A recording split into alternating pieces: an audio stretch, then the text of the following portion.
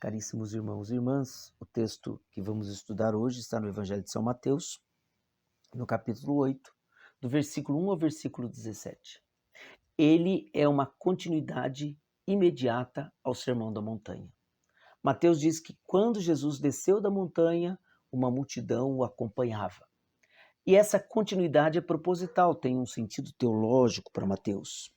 E esse sentido é exatamente o sentido de que Mateus coloca Jesus para e passo com Moisés.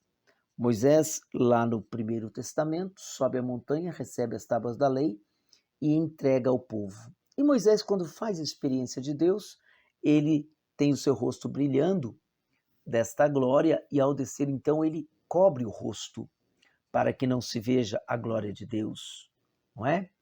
E isso nós podemos gravar muito bem. A glória de Deus brilhava no rosto de Moisés. Agora Jesus desce. Na descida de Jesus não se diz que o rosto de Jesus brilhava, embora João vai falar da transfiguração. Mas aqui, o que Mateus quer acentuar, e gravemos bem, é que ele se encontra com algumas realidades muito concretas. E a primeira é um leproso, que ele se depara, e o leproso pede a ele: Senhor, se queres, pode curar-me. E Jesus diz: eu quero. Fica curado, e tocou nele. Ao tocar nele, Jesus comunica a ele vida. Por que Jesus comunica vida? Porque esta pessoa, humanamente falando, ou socialmente falando, ela estava praticamente morta. Porque ela não participava de nada. Porque a lepra era uma condição que levava a pessoa a um exílio. Ele vivia fora da cidade para não se contaminar com ninguém. Era tido como um amaldiçoado, era um pecador, por isso era leproso. E várias prescrições legais o proibiam disso.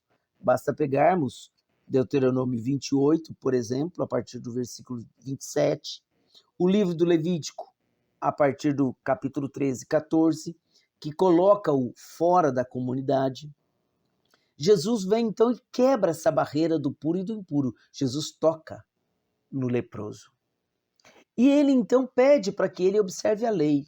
Vá lá, como diz Levítico 14, a partir do versículo 2, e oferece o sacrifício prescrito e também apresente-te ao sacerdote. Porque o sacerdote é que teria que validar uma eventual cura de alguém que antes tenha sido considerado pecador, para poder ser inserido novamente na comunidade. Veja bem, aqui Jesus realiza duas curas então. Ele cura fisicamente a pessoa, mas também o resgata para uma vida social. Ele volta a ter lugar. Ele volta, entre aspas, a ser alguém, sob o ponto de vista das prescrições que haviam. Depois, continuando, Jesus se depara com um centurião, que aqui não se diz se é romano ou não, mas é um centurião de Cafarnaum. Cafarnaum é um vilarejo que Jesus adotou como sua casa, praticamente. Porque lá ficava a casa de Pedro. E Jesus ali estabeleceu, então, o seu lugar de morada, vamos dizer assim, não é? E o centurião, então, apresenta para Jesus a doença do seu servo. E diz: Senhor, se meu servo está muito doente, então se o Senhor disser uma palavra, ele vai ser curado. E Jesus fala assim: vamos lá. E ele diz: não precisa ir, basta que o Senhor diga e ele vai ser curado. O que o centurião nos revela com isso? Primeiramente, que ele expressa uma fé. Mas uma fé, vejamos bem, não é só uma fé qualquer.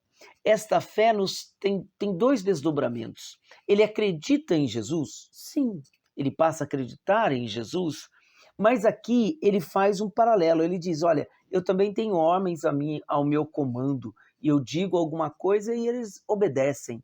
Então ele quer dizer também, porque Jesus poderia, obviamente, para muitos, ser considerado um grande profeta, mas ele diz: o Senhor vem da parte da divindade, porque o Senhor realmente fala e as coisas acontecem. Então Deus está contigo, seria mais ou menos esse o desdobramento dessa fé que ele apresenta a Jesus. Portanto, o centurião abre-se à novidade da fé e Jesus cura o servo do centurião.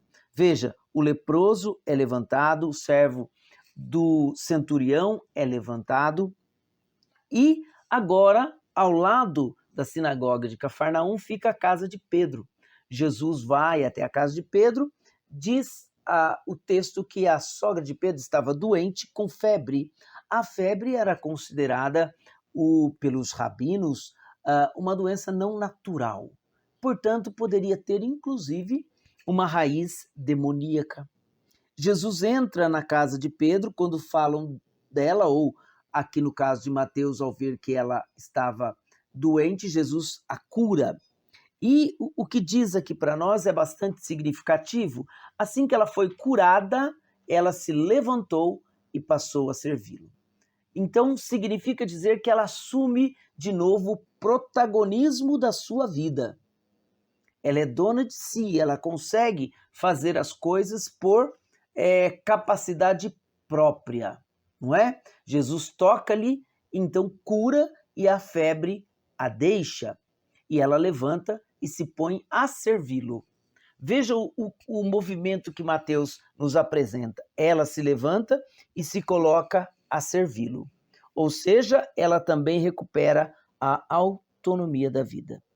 Por fim, vai dizer para nós que Jesus sai e aí muitos doentes e demoniados eram apresentados a ele e ele curava todos com o poder da sua palavra. Queridos, vamos olhar agora de uma maneira geral todos esses fatos que acontecem e nós vamos ligar isso a uma coisa muito interessante.